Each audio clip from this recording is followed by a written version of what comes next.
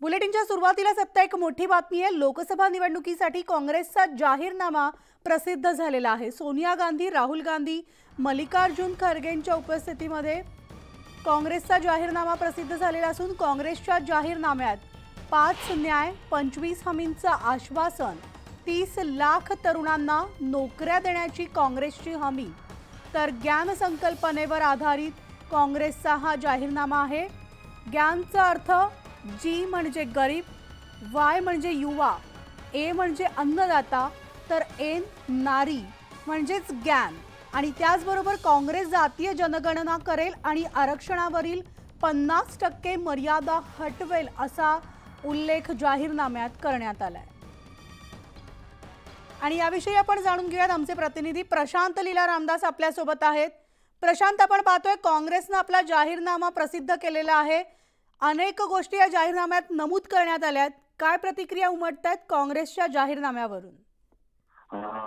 काँग्रेस पक्षाच्या वतीने लोकसभा 2024 साठी जाहीरनामा प्रसिद्ध करण्यात आला आहे। काँग्रेसचे तीनही जे सर्वोच्च नेते आहेत, सोनिया गांधी, राहुल गांधी, मल्लिकार्जुन खरगे यांच्या उपस्थितीमध्ये पी चिदंबरम जे मॅनिफेस्टो कमिटीचे अध्यक्ष होते, त्यांच्या उपस्थितीत आज हा जाहीरनामा जारी करण्यात आलेला आहे। याच 5 न्याय आणि 25 हमीवर आधारित असलेला हा संपूर्ण प्रकारचा हा जाहीरनामा आहे।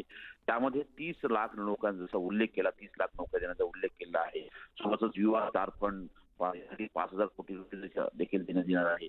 आणि सोबतच जर बघितलं हा संपूर्ण जाहीरनामा त्या पद्धतीनं एक प्रकारे असं म्हणता येईल की 2024च्या याच्यामध्ये त्यांनी जी न्याय यात्रा केली होती, त्या न्याय आधारावरती हे न्यायपत्र या जाहीरनाम्याला संबोधण्यात आलं आहे।